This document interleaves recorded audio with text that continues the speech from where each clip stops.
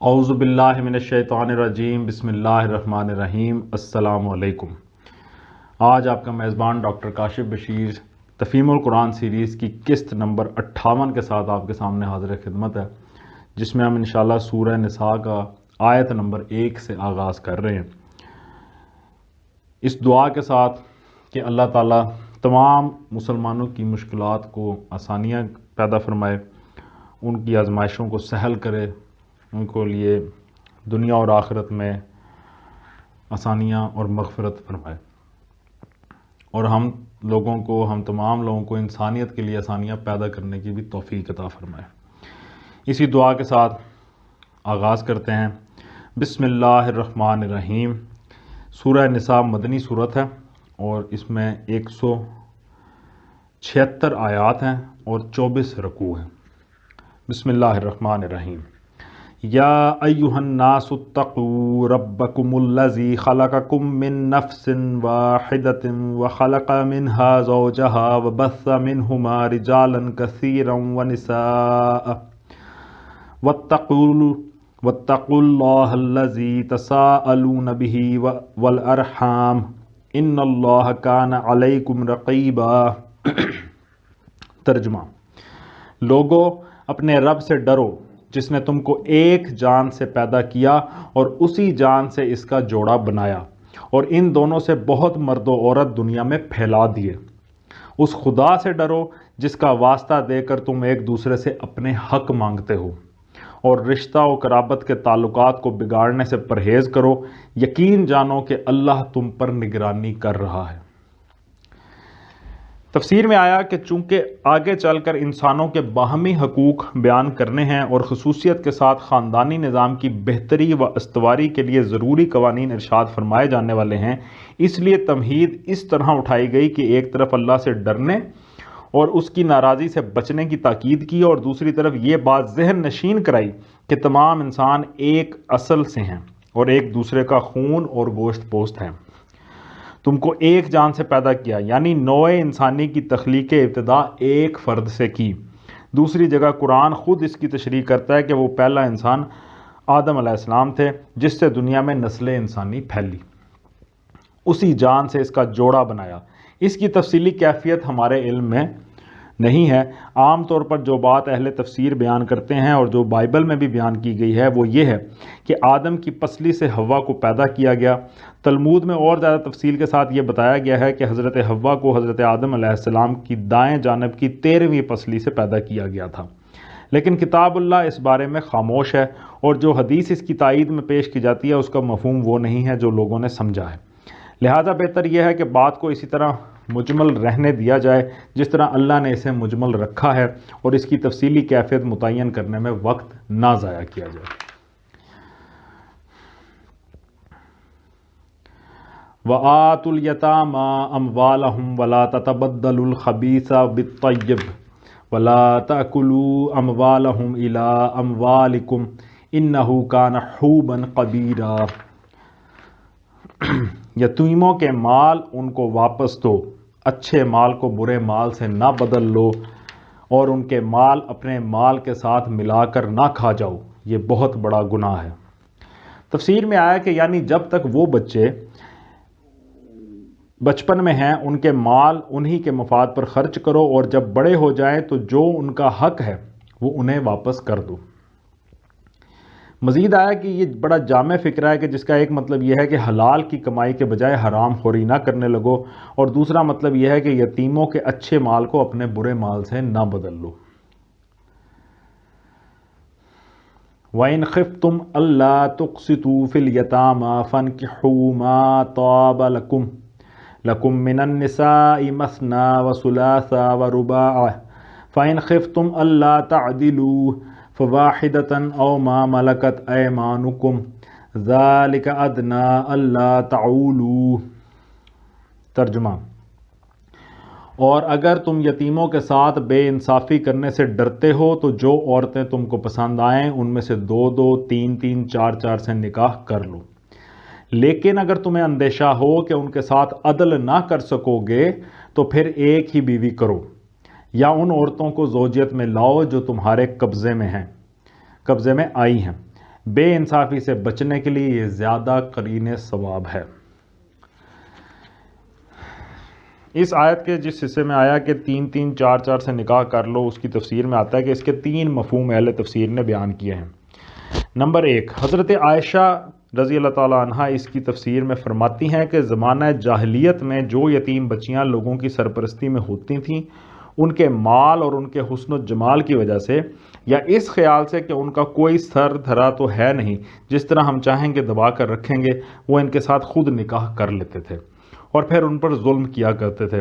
اس پر ارشاد ہوا کہ اگر تم کو اندیشہ ہو کہ یتیم لڑکیوں کے ساتھ انصاف نہ کر سکو گے تو دوسری عورتیں دنیا میں موجود ہیں، ان میں سے جو تمہیں پسند آئیں ان کے ساتھ نکاح کر لو۔ اسی صورت میں 19ویں رکوع کی پہلی آیت اس تفسیر کی تائید کرتی ہے۔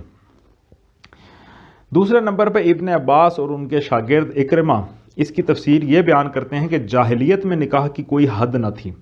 ایک شخص 10 بیویاں کر لیتا تھا، اور جب اس کثرت ازدواج سے مصارف بڑھ جاتے تھے تو مجبور ہو کر اپنے یتیم بھتیجوں، بھانجوں اور دوسرے بے بس عزیزوں کے حقوق پر دست درازی کرتا تھا۔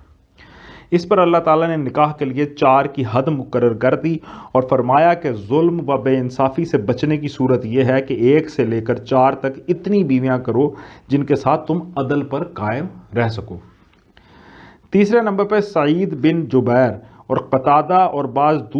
دوسرے مفسرین کہتے ہیں کہ جہاں تک یتیموں کا معاملہ ہے، اہل جاہلیت بھی ان کے ساتھ بے انصافی کرنے کو اچھی نظر سے نہیں دیکھتے تھے، لیکن عورتوں کے معاملہ میں ان کے ذہن عدل و انصاف کے تصور سے خالی تھے، جتنی چاہتے تھے شادیاں کر لیتے تھے اور پھر ان کے ساتھ ظلم و جور سے پیش آتے تھے۔ اس پر ارشاد ہوا کہ اگر تم یتیموں کے ساتھ بے انصافی کرنے سے ڈرتے ہو تو عورتوں کے ساتھ بھی بے انصافی کرنے سے ڈرو۔ اول تو 4 سے زیادہ نکاح ہی نہ کرو، اور اس 4 کی حد میں بھی بس اتنی بیویاں رکھو جن کے ساتھ انصاف کر سکو۔ آیت کے الفاظ ان تینوں تفسیروں کے متحمل ہیں،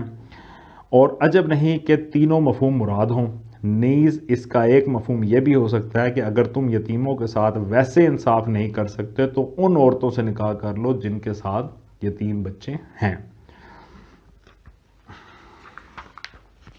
اس آیت کے دوسرے حصے میں آیا کہ لیکن اگر تمہیں اندیشہ ہو کہ ان کے ساتھ عدل نہ کر سکو گے تو پھر ایک ہی بیوی کرو۔ اس کی تفسیر میں آتا ہے کہ اس بات پر فقہائے امت کا اجماع ہے کہ اس آیت کی روح سے تعدد ازواج کو محدود کیا گیا ہے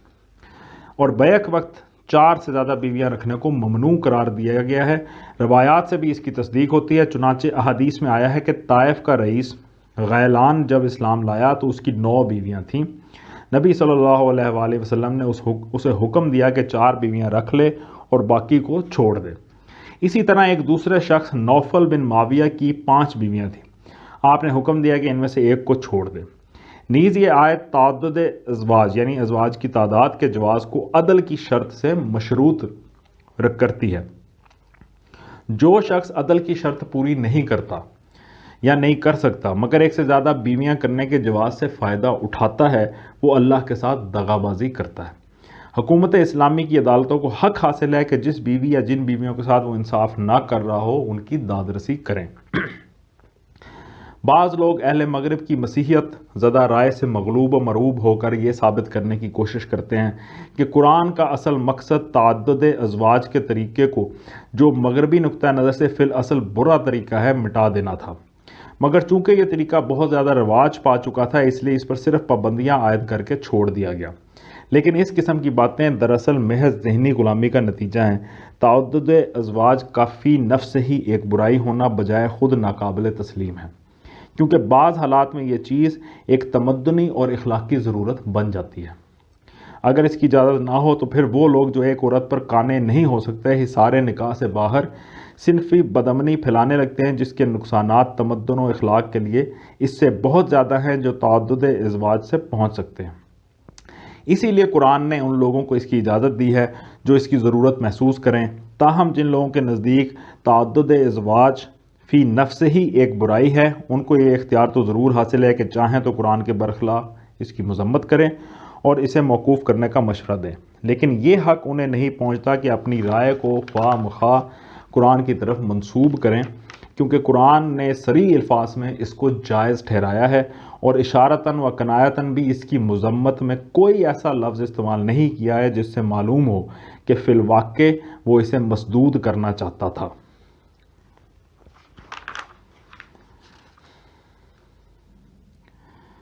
اس آیت کے اگلے حصے میں آتا ہے کہ یا ان عورتوں کو زوجیت میں لاؤ جو تمہارے قبضے میں آئی ہیں۔ اس کی تفسیر میں آئے کہ اس سے مراد لونڈیاں ہیں، یعنی وہ عورتیں جو جنگ میں گرفتار ہو کر آئیں اور حکومت کی طرف سے لوگوں میں تقسیم کر دی جائیں۔ مطلب یہ ہے کہ اگر ایک آزاد خاندانی بیوی کا بار بھی برداشت نہ کر سکو تو پھر لونڈی سے نکاح کر لو، جیسا کہ رکوع 4 میں آگے آتا ہے۔ یا یہ کہ اگر ایک سے زیادہ عورتوں کی تمہیں ضرورت ہو اور آزاد خاندانی بیویوں کے درمیان عدل رکھنا تمہارے لیے مشکل ہو تو لونڈیوں کی طرف رجوع کرو، کیونکہ ان کی وجہ سے تم پر ذمہ داریوں کا بار نسبتاً کم پڑے گا۔ آگے اسی صورت میں چل کے لونڈیوں کے بارے میں تفصیلی احکام آئیں گے انشاءاللہ، اس پر بھی ہم غور کریں گے۔ وَآتُوا النِّسَاءَ صَدُقَاتِهِنَّ نِحْلَةً فَإِن طِبْنَ لَكُمْ عَن شَيْءٍ مِّنْهُ نَفْسًا فَكُلُوهُ هَنِيًّا مَرِيًّا۔ ترجمہ، اور عورتوں کے مہر خوش دلی کے ساتھ فرض جانتے ہوئے ادا کرو، البتہ اگر وہ خود اپنی خوشی سے مہر کا کوئی حصہ تمہیں معاف کر دے تو اسے تم مزے سے کھا سکتے ہو۔ اس کی تفسیر میں آیا کہ حضرت عمر اور قاضی شرح کا فیصلہ یہ ہے کہ اگر کسی عورت نے اپنے شوہر کا پورا مہر یا اس کا کوئی حصہ معاف کر دیا ہو اور بعد میں وہ اس کا پھر مطالبہ کرے تو شوہر اس کے ادا کرنے پر مجبور کیا جائے گا، کیونکہ اس کا مطالبہ کرنا یہ معنی رکھتا ہے کہ وہ اپنی خوشی سے مہر یا اس کا کوئی حصہ چھوڑنا نہیں چاہتی۔ وَلَا تُؤْتُوا السُّفَهَاءَ أَمْوَالَكُمُ الَّتِي جَعَلَ اللَّهُ لَكُمْ قِيَامًا وَارْزُقُوهُمْ فِيهَا وَاكْسُوهُمْ وَقُولُوا لَهُمْ قَوْلًا مَّعْرُوفًا۔ ترجمہ، اور اپنے وہ مال جنہیں اللہ نے تمہارے لیے قیام زندگی کا ذریعہ بنایا ہے نادان لوگوں کے حوالے نہ کرو، البتہ انہیں کھانے اور پہننے کے لیے دو اور انہیں نیک ہدایت کرو۔ اس کی تفسیر میں آتا ہے کہ یہ آیت وسیع معنی کی حامل ہے۔ اس میں امت کو یہ جامع ہدایت فرمائی گئی ہے کہ مال جو ذریعہ قیام زندگی ہے بہرحال ایسے نادان لوگوں کے اختیار و تصرف میں نہ رہنا چاہیے جو اسے غلط طریقے سے استعمال کر کے نظام تمدن و معیشت اور بالآخر نظام اخلاق کو خراب کر دیں۔ یعنی کہ جو بھی معیشت کی خرابی ہے وہ اخلاق کی خرابی کی طرف بھی جائے گی۔ تو اس لیے معیشت کا جو قلمدان ہے وہ نادان لوگوں کے ہاتھ میں نہیں ہونا چاہیے، چاہے وہ گھر میں ہو چاہے معاشرے میں ہو، جس طرح سے بھی ہو۔ حقوق ملکیت جو کسی شخص کو اپنے املاک پر حاصل ہیں اس قدر غیر محدود نہیں ہیں کہ وہ اگر ان حقوق کو صحیح طور پر استعمال کرنے کا اہل نہ ہو اور ان کے استعمال سے اجتماعی فساد برپا کر دے تب بھی اس کے وہ حقوق سلب نہ کیے جا سکیں۔ جہاں تک آدمی کی ضروریات زندگی کا تعلق ہے وہ تو ضرور پوری ہونی چاہیے، لیکن جہاں تک حقوق مالکانہ کے آزادانہ استعمال کا تعلق ہے اس پر یہ پابندی عائد ہونی چاہیے کہ یہ استعمال اخلاق و تمدن اور اجتماعی معیشت کے لیے صریحاً مضر نہ ہو۔